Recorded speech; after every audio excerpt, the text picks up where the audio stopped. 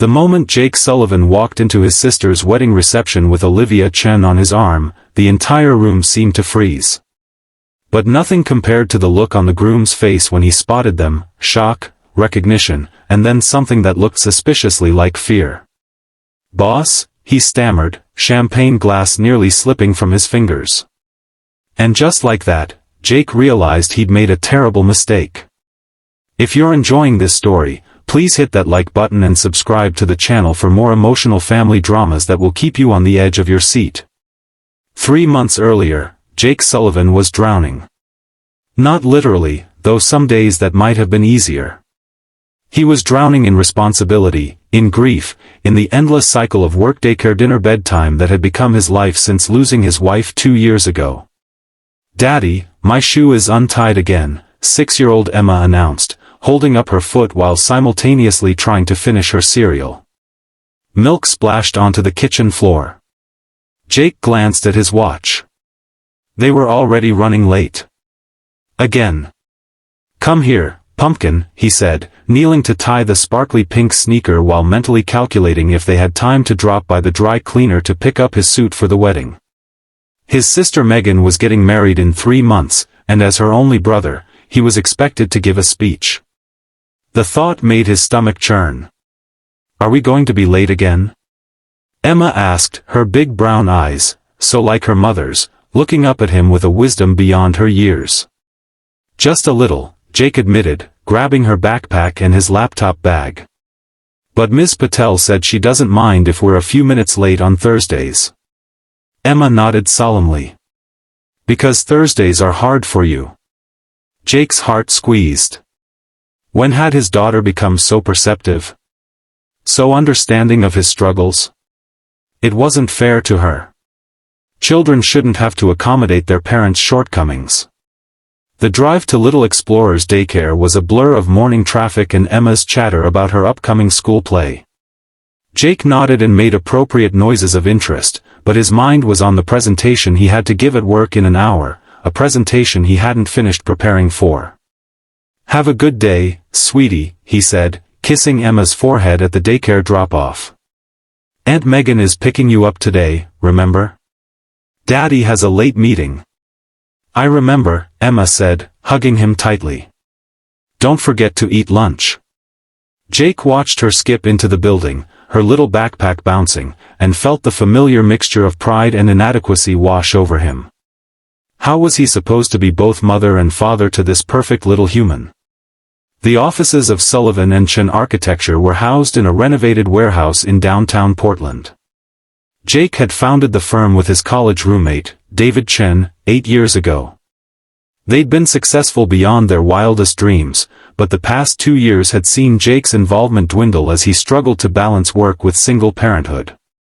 "You're late," David said as Jake rushed into the conference room, where their team was already assembled. "I know, I'm sorry," Jake muttered, setting up his laptop.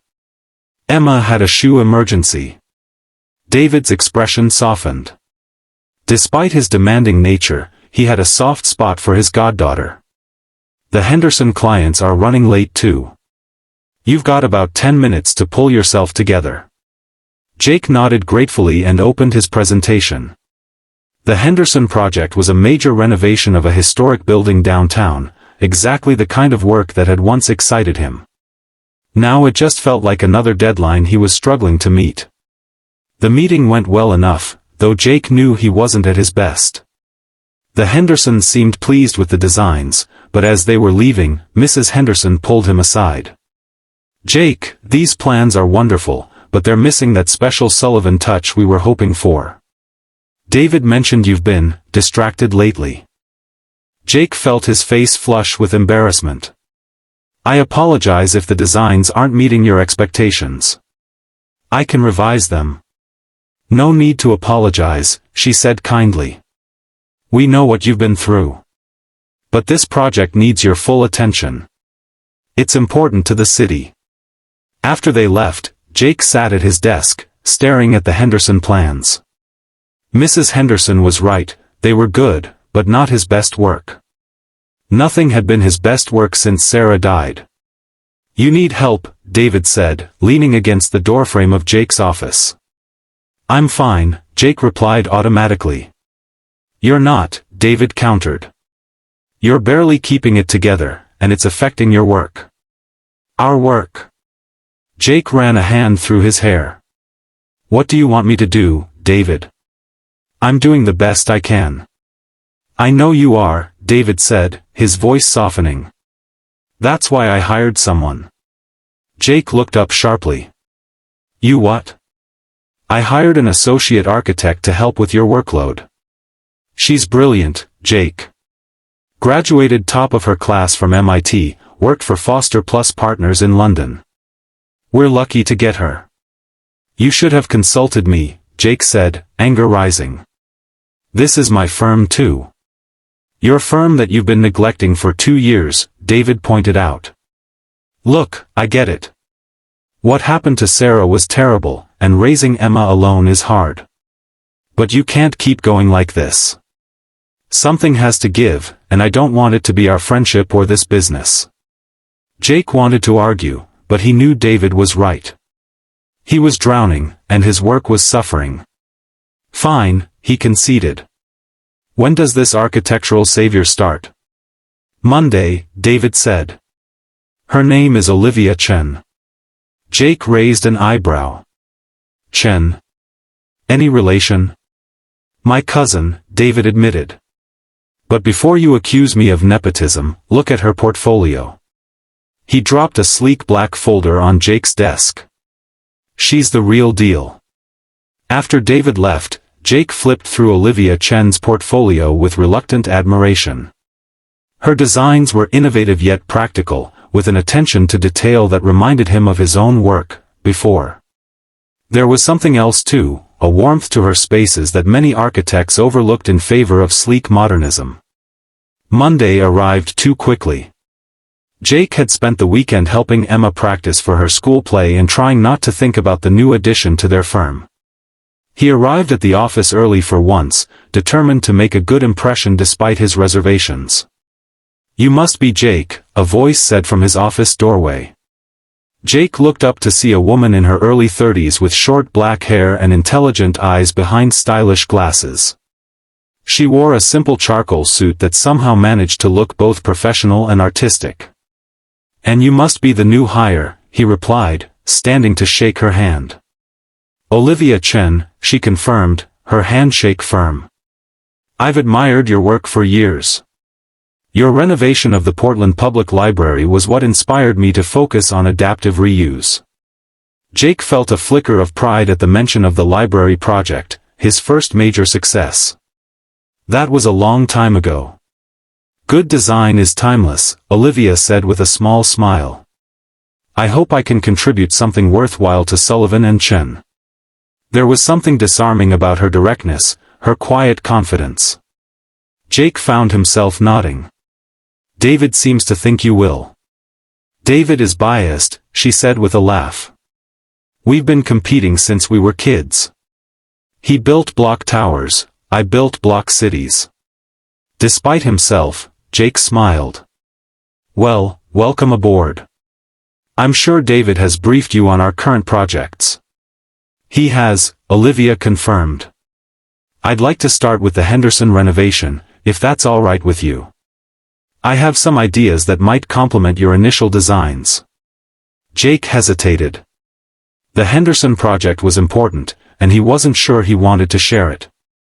But then he remembered Mrs. Henderson's words about his distracted work.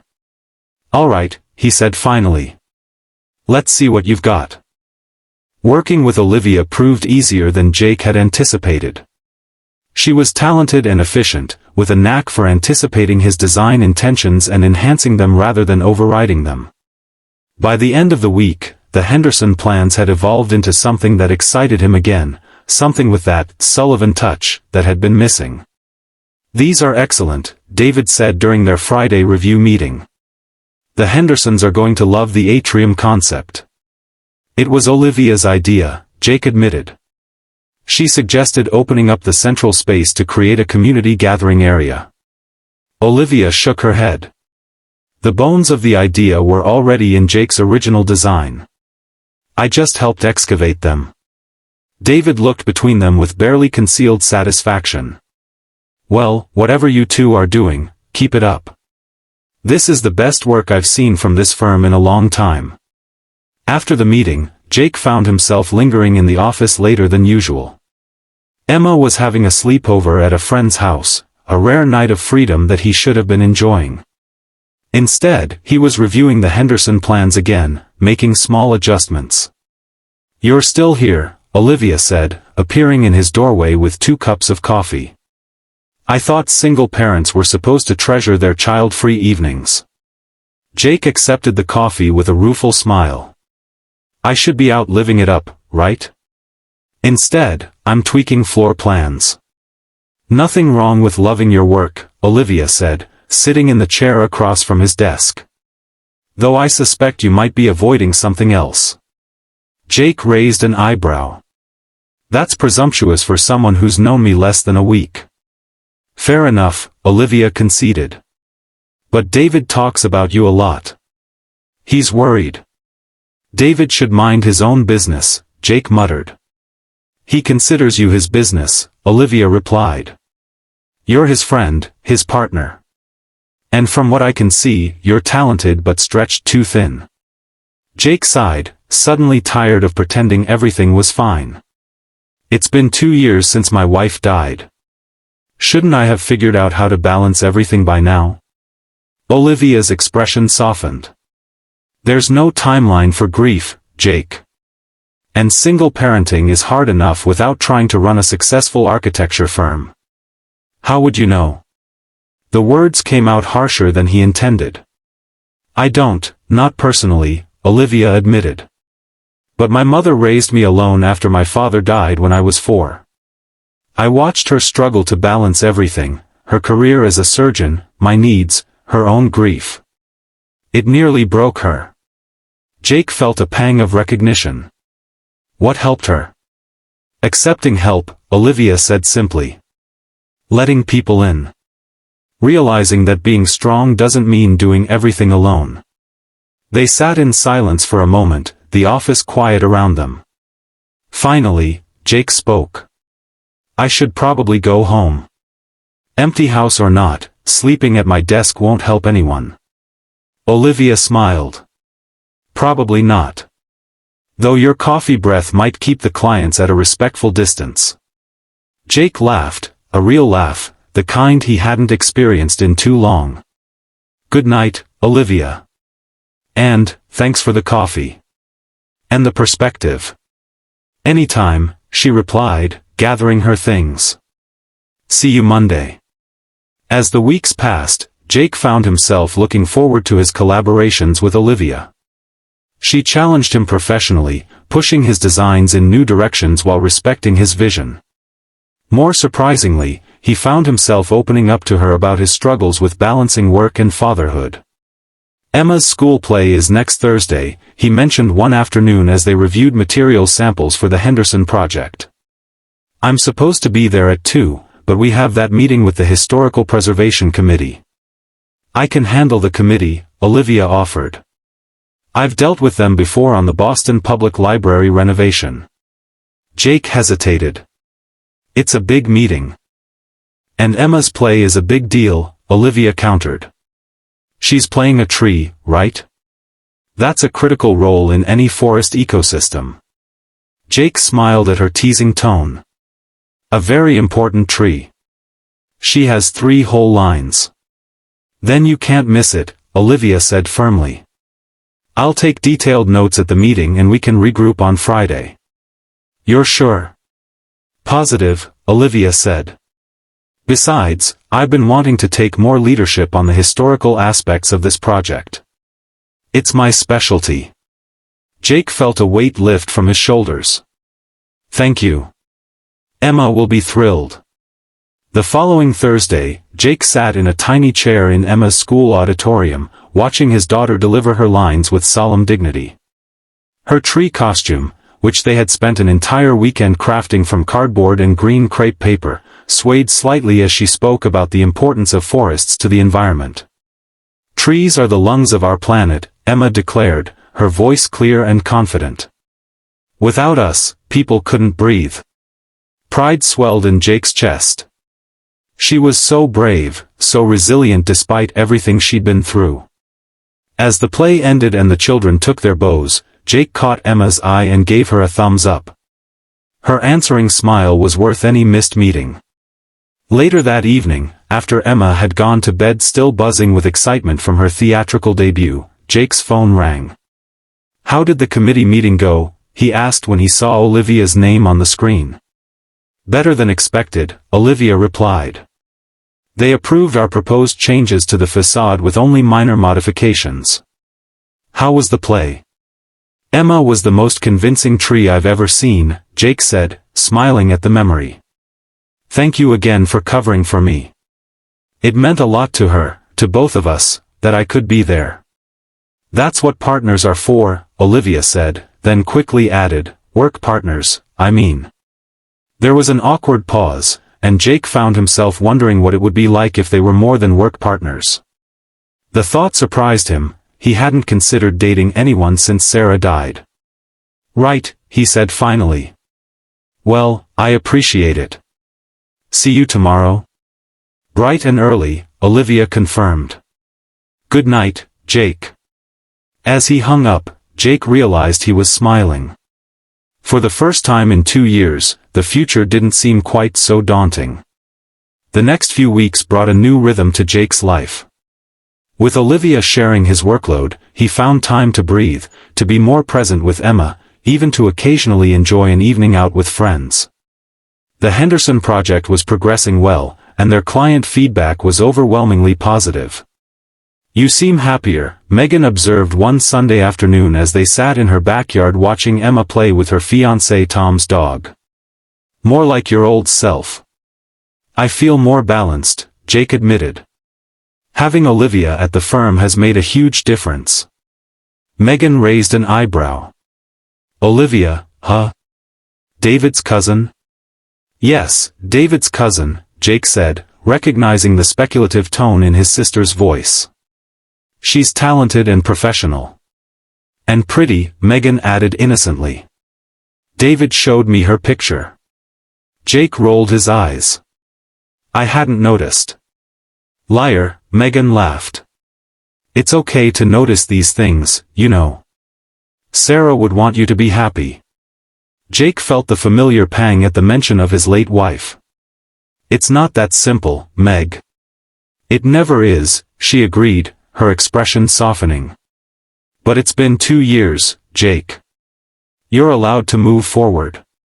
Before Jake could respond, Emma came running over, her cheeks flushed with excitement. "Daddy! Can we get a dog like Rusty? Please?" Jake welcomed the interruption. "That's a big responsibility, Pumpkin. We'd have to think about it." "I'd take care of it," Emma promised. "I'd walk it and feed it and everything." "We'll discuss it," Jake said, ruffling her hair. "Now go play. We need to leave for home soon." As Emma ran back to the dog, Megan touched Jake's arm. "Speaking of the wedding, you are bringing a +1, right?